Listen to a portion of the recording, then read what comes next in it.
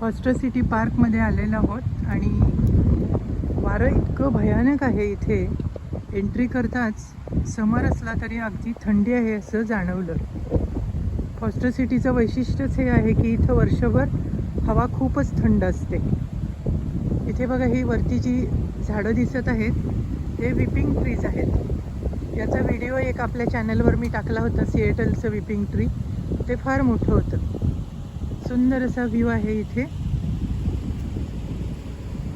संपूर्ण असा इकडे असा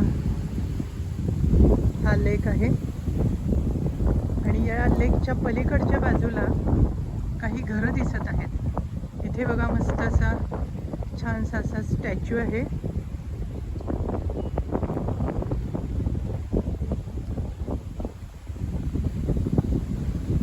आणि या लेकच्या पलीकडच्या बाजूला